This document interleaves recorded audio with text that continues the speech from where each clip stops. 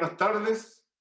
Estamos en FEXMIN 2021 y vamos a iniciar la sesión de conferencias de hoy día en la tarde, la cual está dedicada al potencial de exploración de la cordillera de la costa. Y tenemos la oportunidad que uno de los que ha sido importante en la definición de la importancia de estos yacimientos de la cordillera de la costa, nos va a hacer una introducción histórica del desarrollo de los pórfidos cupríferos costeros. Me refiero a Carlos Llomet, uno de los geólogos que ha sido parte importante en la formación de generaciones de geólogos económicos chilenos, y está dentro de los primeros 100 socios fundadores del Colegio de Geólogos. Carlos Llomet Pino es geólogo de la Universidad de Chile, tiene 59 años de experiencia profesional. Durante toda su carrera ha sido generador o participante o colaborador de más de 100, muchos, proyectos geológicos mineros. En una primera etapa, que él la resume del año 1964 al 67, participó en la exploración de depósitos de hierro, aproximadamente 50, cuyos logros principales fueron el Laco, Cerro Negro Norte, que actualmente está en producción, y los cristales Pleito, que es un proyecto de baja ley de hierro. Una segunda etapa en su carrera profesional, entre 1967 y 1989, Carlos la dedicó a la exploración por cobre y metales preciosos, aproximadamente unos 100 o 120 depósitos, entre los cuales tiene los logros de Andacollo Cobre, actualmente en producción, Andacollo Oro, que está paralizado ya, el Indio, que tuvo 20 años en producción, Mantos Verdes, en producción, Puntilla, El Guanaco, que también está en producción, Vaquillas, que se agotó, Vaquillas de plata, Cachinal, Caracoles, producción concluida, Mina Atacama Cozán, en Copiapó, en producción, Las Palmas de Oro, producción concluida.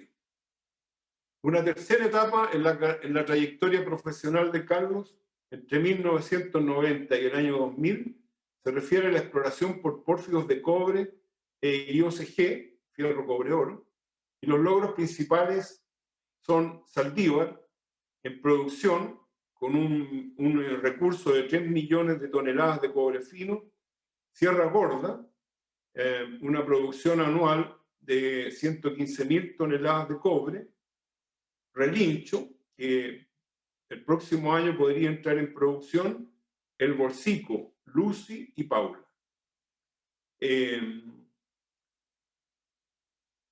Tengo que destacar que durante su trabajo en Saldívar, trabajando para la compañía Autocumpo, Carlos recibió una medalla instituida en el Ministerio de Minería de Finlandia por los logros que hizo él con su equipo en reconocer el verdadero potencial del yacimiento de Saldívar. Una cuarta etapa de Carlos, del año 2000 al 2020, se ha dedicado a consultoría, asesoría y generación de proyectos, entre cuyos logros principales están el Loica y Moyacas, que son pórfidos, el Quillay, IOCG, Lana Corina, Brechas y Porfio, Lomas Vallas, de plata, Cerro Imán, Fortuna, Elisa y Patricia, de fierro. Ha recibido 3 distinciones: el premio Otto Truster, que es el que me refería anteriormente, de Finlandia; la medalla Juan Briggen, que se la otorgó el Colegio de Geólogos de Chile; y además es miembro honorario de la Universidad de La Serena. no quito más tiempo y por favor, Carlos, adelante con tu presentación. Bueno, muy buenas tardes al público. Primero que nada, quiero agradecer a los organizadores del FEMIN 2001 que me hayan incluido como para relatarle un poco de la historia de los pórfidos que se emplazan principalmente en la cordillera de la costa y que generalmente se les llama pórfidos cretáceos. Estos relatos que voy a hacer a continuación corresponden a una narración ordenada cronológicamente para destacar la evolución del conocimiento de estos pueblos. La historia protagonizada por los humanos es dinámica y sorprendente. Por eso, en muchos de estos relatos hay muchas vivencias llenas de sentido y de pasión. Quizás el conocimiento de estos pueblos empieza a principios del 1900 con la llegada a Chile de un hombre quizás extraordinario, que era William Braden. Este hombre llegó a Chile porque otro señor de origen italiano chileno, que se llamaba Marcos Champoni, le contó que existía en Chile un yacimiento que estaba a la venta y que podía ser comprado con bajo costo. En 1904 llega William Braden a Chile justamente por el aviso que le pasa Champoni y adquieren el yacimiento El Teniente. Del 2004 al 2005 consiguiéndose financiamiento y tecnología adecuada. Ya en 1905 empiezan a trabajar El Teniente y William Braden forma la compañía Braden Company y es quizás se produce un cambio fundamental a la gran minería del país. No se queda quieto William Braden y en 1909 vende El Teniente a otro gran inversor norteamericano que es la familia Guggenheim, quien compra El Teniente, pero Braden empieza a buscar nuevos proyectos y así como entusiasma a Guggenheim para Chuquicamata y compran Chuquicamata. Braden se va al norte y en 1913 compra Potrerillos. En 1910 visita Andacollo, le entusiasma y hace un trabajo haciendo sondajes con Chandril y inmediatamente después va a Los Pelambres y ahí en Los Pelambres excava como 14 túneles, todo en la zona de lixiviación, eran túneles de 20 metros y le faltaba poco para llegar a la zona de mineralización de tal manera que tuvo mala suerte. Pero hay que pensar que William Braden, con su audacia, con su inteligencia, llegó a Chile y ensalzó y produjo El Teniente, Chuquicamata, Pocerillos, Andacollo, que no se quedó, y Pelambres. Es decir, estuvo imbuido en los 5 de los principales yacimientos de pórfidos cupríferos de Chile. Y lo nombramos en esta conferencia porque fue quizás el primer hombre que se dio cuenta de la importancia de Andacollo, aunque no se quedó porque sus sondajes no tuvieron las leyes que tenía Chuquicamata o El Teniente y Pocerí. El Andacollo sigue siendo, con el tiempo. Próxima, por favor. No pasa nada. Ahí está.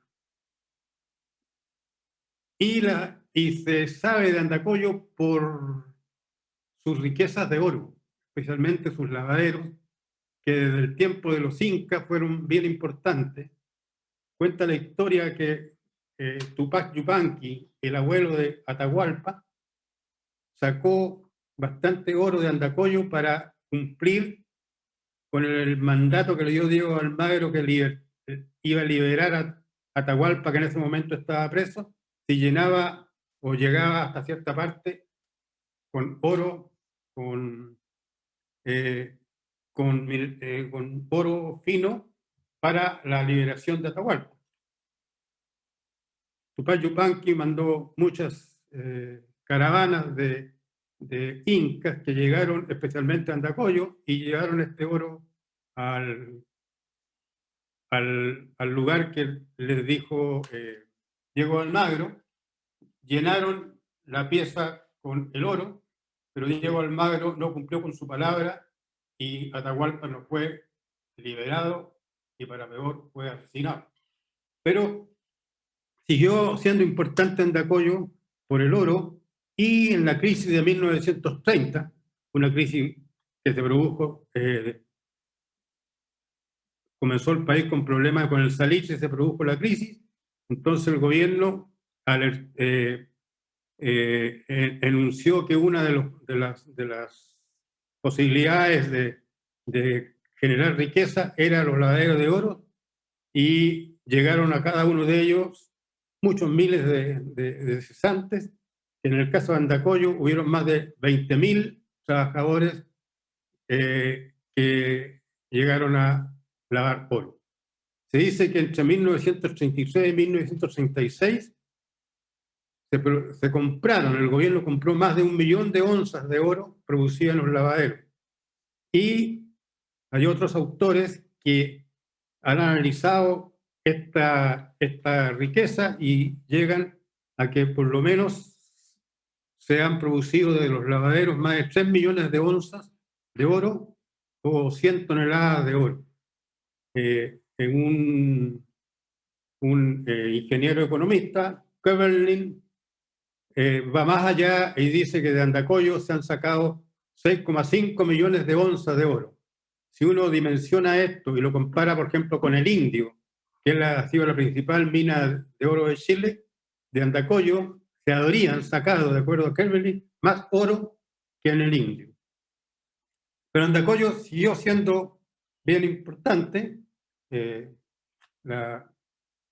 tal manera de que cuando empezó a bajar el precio del oro, los mineros miraron las quebradas que había alrededor, la quebrada del Culebrón y la quebrada de la Hermosa, y estaba aflorando un metal acerado que era calcosina de enriquecimiento supergénico, y con las mismas bateas que lavaban el oro empezaron ahora a lavar cobre proveniente del enriquecimiento supergénico de Andacollo. Nuevamente tocaban uno de los características de los pórfidos cupríferos, que es la zona de enriquecimiento supergénico.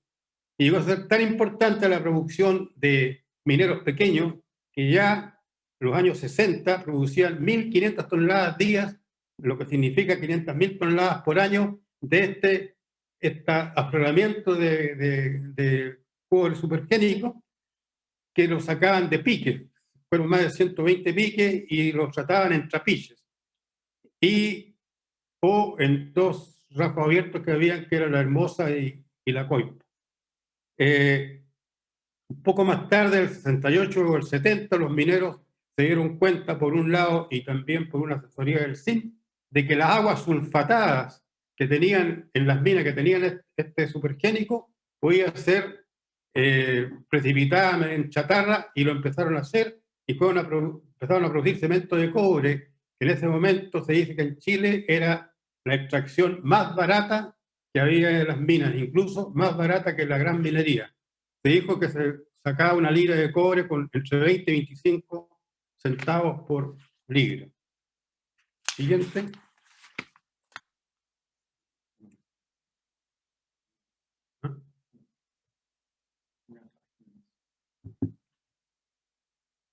La siguiente, por favor.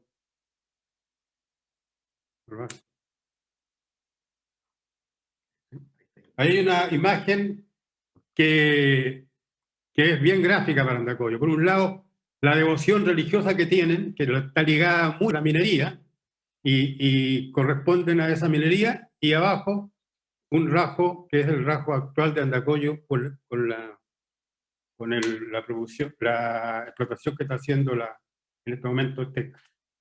Siguiente, por favor. Bueno, ahora los pórfidos del Cretácico en la década del 60. Acá tengo que mencionar algo personal. En el año 60 hice una pequeña práctica con un geólogo que se llamaba Arturo Tomás.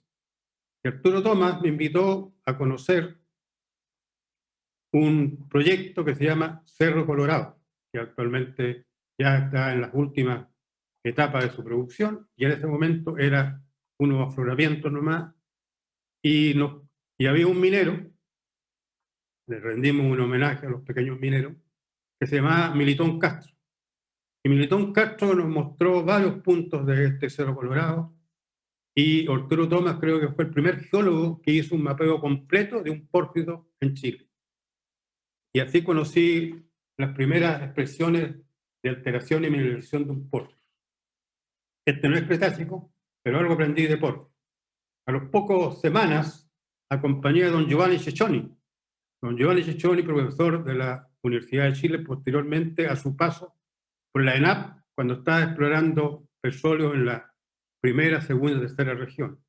Y en ese momento, don Giovanni Cecchoni tenía que mapear y valorizar la formación del Topo, que es paleozoica, porque en Bolivia hay petróleo en estas formaciones paleozoicas.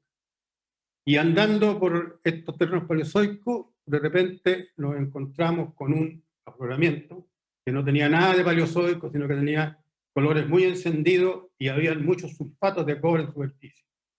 Y lo asimilé que tenía muchas características parecidas a Cerro Colorado. Ese es Puntillas. Es decir, el año 1960 veía el primer pórfido de cobre de edad cretácica, que en ese momento no se sabía. Eso sirvió un poco de experiencia para seguir en la búsqueda de estos tipos de yacimientos. En el año 61, Manfeld, alemana con Tamaya chilena, hacen la exploración en Andacollo, en la parte noroeste, no le va muy bien y abandonan el proyecto. El año 1961 y 1965 llega a Chile un programa de las Naciones Unidas. Ese programa era especialmente para estudiar zonas de alteración del mar que se estaban poniendo de moda. Y en la región de la costa y precordillera andina, de la tercera y cuarta región. Fue un programa muy intenso y allí destacó un geólogo, al cual hay que destacar, que se llama Paul Kent. Paul Kent era un geólogo canadiense que tuvo, la gracia a su perseverancia y empuje, de definir aproximadamente 50 zonas de alteración hidrotermal. Él empezaba su relato diciendo de que las zonas de alteración hidrotermal tienen relación con los pórfidos, pero no todas las zonas de alteración hidrotermal cubren un pórfido, sino que hay solamente algunas y es necesario definir cuáles zonas de alteración hidrotermal corresponden a un pórfido. Él estudia más de 50 zonas de alteración hidrotermal, entre ellas los Pelambres, Andacollo, y una que no se conocía como pórfido todavía, que fue Domeico, en la cual de 5 sondajes tuvo 2 sondajes exitosos y que sirvieron después para que la Corfo siguiera la exploración de este yacimiento. Lo siguiente,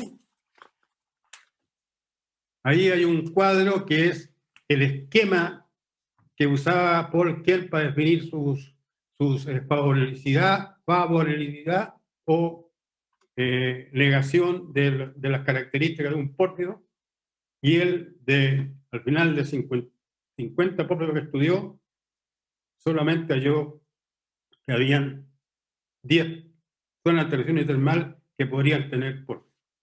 Y la acertó con el caso de Domeico, porque Andacollo, los Pelambres ya se sabía que tenían muchas características. La siguiente, por favor.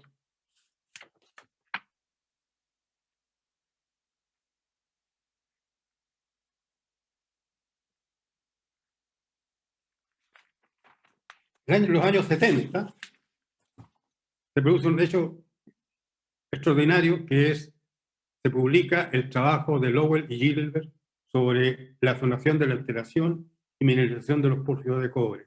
Eso para los geólogos exploradores fue como una Biblia. Empezaron a tratar de ver si en cada uno de sus estudios tenía alguna correspondencia con las definiciones que habían hecho sobre la alteración, la zonación de alteración y mineralización de estos autores. En 1970, por su mérito, la Corfo, empezando en 1969, de acuerdo a las recomendaciones de Kent, perforan Domeyko y encuentran un yacimiento característico con su zona de lixiviación, su zona de enriquecimiento supergénico y su zona primaria. Los sondajes solamente hicieron 48 sondajes con 5.000 metros y definieron bien la zona supergénica del yacimiento Dos Amigos. Pero en el año 71 hasta el 75, ENAMI, aprovechándose que toda la infraestructura del programa de las Naciones Unidas que había explorado los pelambres se terminó, ENAMI lleva toda esa maquinaria especialmente a dos proyectos, Andacollo y Punta del Cobre. Y en el caso de Andacollo, me designan a mí para empezar esta exploración con la colaboración de Juan Carlos Marcar, Carlos Marín, un gran amigo que ya no existe, Eduardo Reyes, y otros que en este momento se me olvida y que me perdonen. Ahí se hace el primer estudio integral de un pórfido cretácico, con mapeos geológicos, 8.000 metros de sondaje y muchas descripciones petrográficas y mineralógicas, y se le define como un pórfido cretácico a pesar de que no hay un estudio geocronológico del mismo, pero se basa en relaciones de campo y nos aventuramos a decir este es Cretácico. El año 1962-1964, el empuje de ENAMI en esos momentos hace que hagamos otros estudios ahora en Puntillas, el otro pórfido que se había alumbrado años anteriores, Pajonales, que es una zona de alteración que ahora ha dado sus frutos, y nuevamente Domeyko. En el año 1975, el autor de este trabajo se atreve a enunciar una faja de pórfido supuestamente cretácico que le llama faja pacífica. Próximo, por favor. Ahí se puede ver el trabajo de Corfo con la zona amarilla lixiviada, con la zona naranja supergénica y con la zona roja que es primaria. Ya está definido el primer pórfido de la supuesta faja cretácica en Andacollo. Pasamos a la siguiente, el periodo 1980-1990.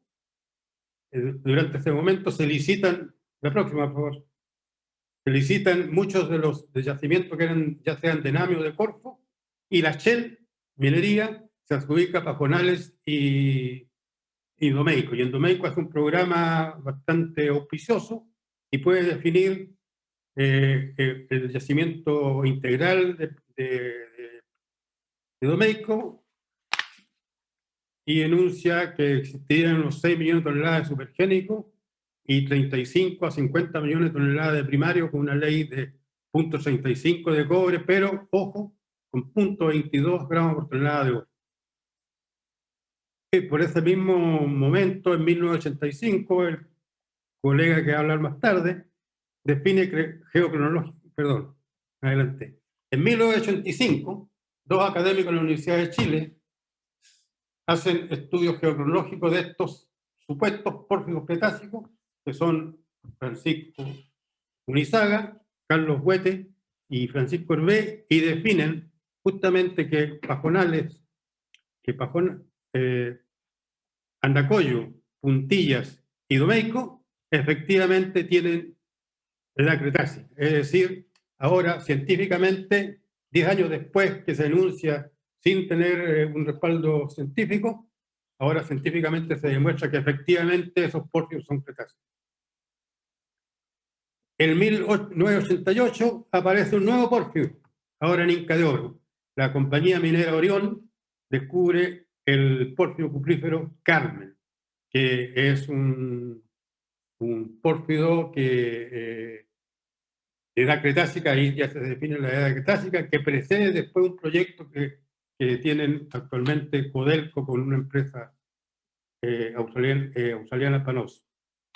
Y otro dato interesante, en 1988, Sokimich descubre y explora un nuevo pórfido, el pórfido Antucoya.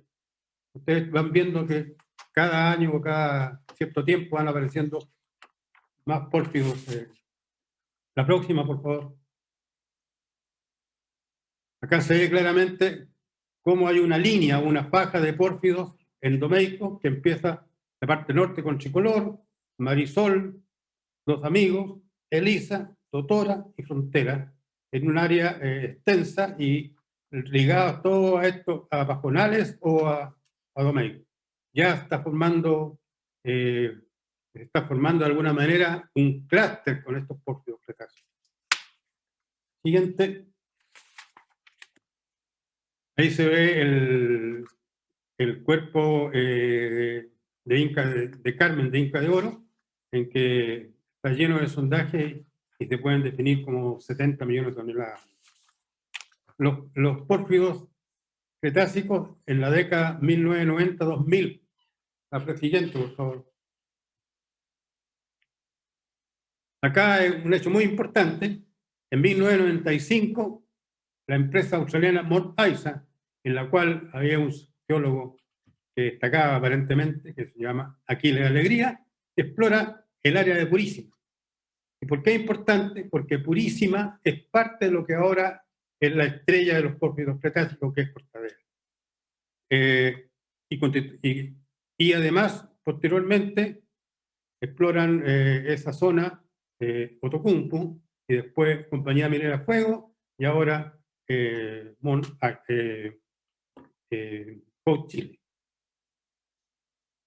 Ojo nuevamente con esta fecha, en 1997 comienza ya ahora la explotación del pórfido Andacollo, es decir, 24 años después que se hace el primer estudio integral, se empieza con la explotación. Y lo mismo sucede, el mismo año comienza la explotación del pórfido domeico, en este caso 27 años después de los sondajes de la Corte.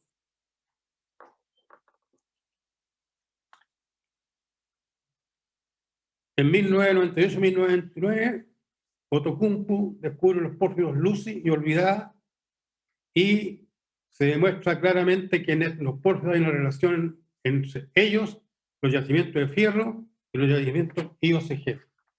La siguiente, por favor. Ahí se ve la faja de Purísima, de Joana, de acuerdo al mapa de Aquiles Alegría, que ya se avecina lo que puede ser Cortadera. La siguiente, por favor. Ahí se ve la relación entre la faja de pórfido cretácico en la zona de Tocopilla, con la parte norte, Puntilla Galenosa, y la parte sur, Antucoya y el Güey Muerto. Siguiente, por favor.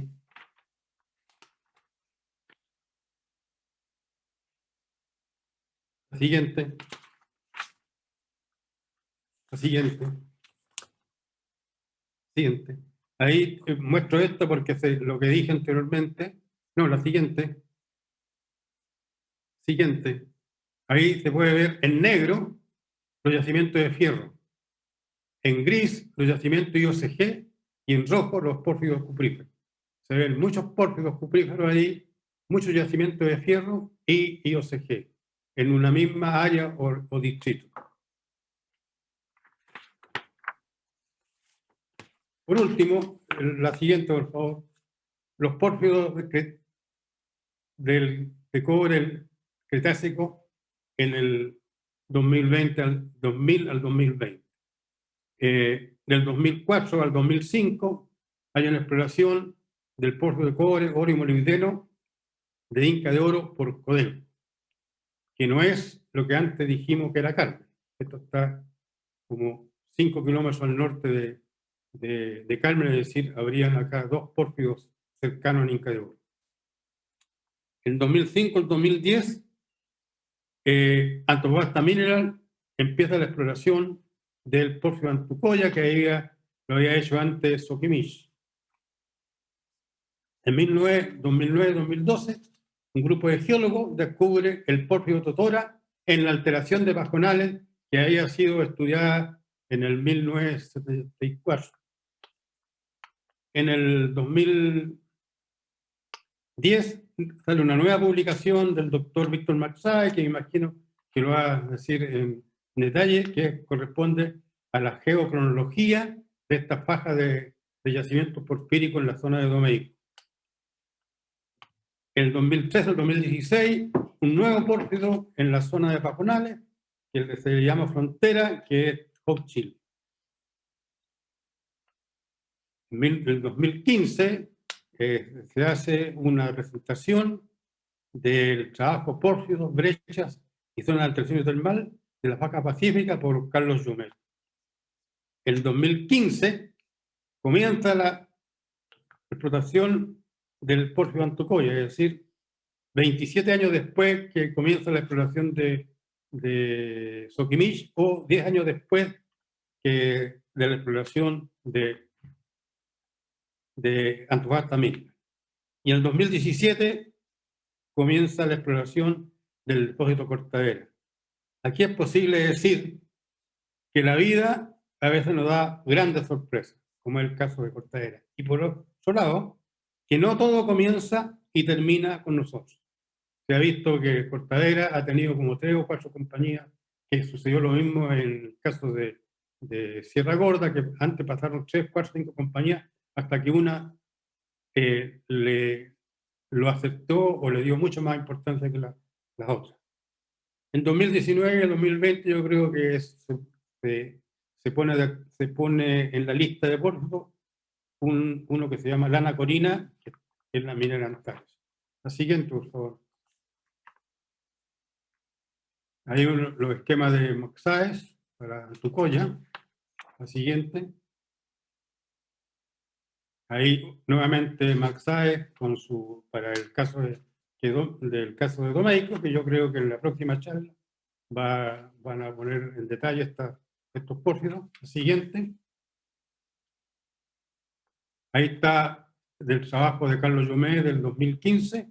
Se puede ver más o menos 1.100 kilómetros en que hay presencia de pórfido a través de la cordillera de la costa, en la cual ahí se han puesto 50 zonas de alteración hidrotermal, brechas o pórfidos propiamente tal.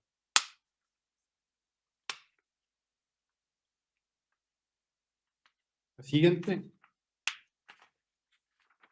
Ahí se ve el pórfido de la Anacorina, la parte central en rojo, eso son más o menos, tiene una columna de 550 metros, en la parte de arriba se ve una pequeña brecha, y la brecha a los 120 metros da lugar al pórfido, o sea, el pórfido no aflora, sino que empieza a los 120 metros, empieza con una brecha hidrotermal que se llama lana, y hasta los 500 metros tiene leyes sobre el 0,4%, el yacimiento en total tiene una ley de 0,85, y de ahí para abajo las leyes bajan de 0,3 y a los 1.000 metros, porque esto sigue, tiene ley de 0,18. O sea, de 0,18 las raíces llega a más de 1% en la parte superficial.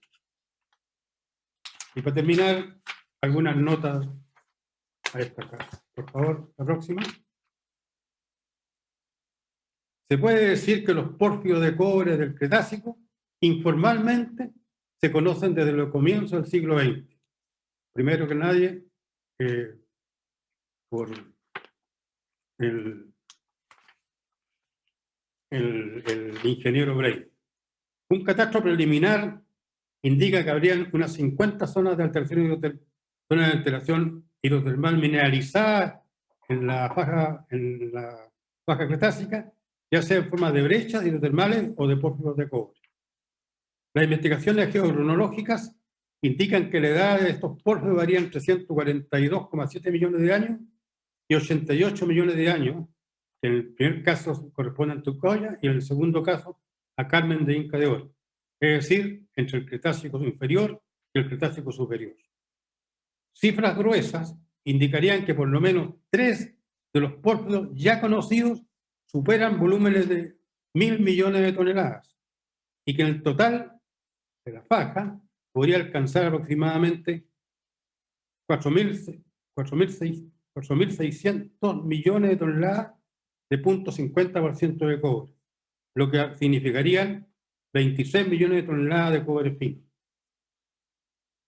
Y terminando, el espectacular desarrollo de la minería en Chile en los últimos 50 años es el resultado del trabajo de muchas personas, hombres y mujeres. Dentro de ello, la exploración por minerales ocupa un lugar privilegiado, indispensable e insustituible. Debemos agradecer entonces a aquellas personas que han contribuido a estos éxitos, no solo a aquellos que han quedado grabados en publicaciones o tienen medallas otorgadas, sino que aquellos anónimos que compartieron con los primeros los mismos sueños y anhelos. Muchas gracias.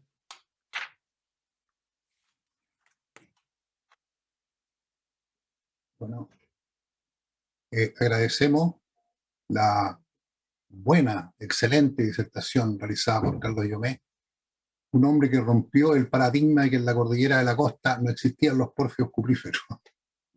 Ya en aquella época, como mostró, empezó a demostrarse efectivamente que esos cumplían y que existían y que ahora tenemos ya la franja ya, pero muy bien definida. Muchas gracias, Carlos, por la excelente disertación que nos diste.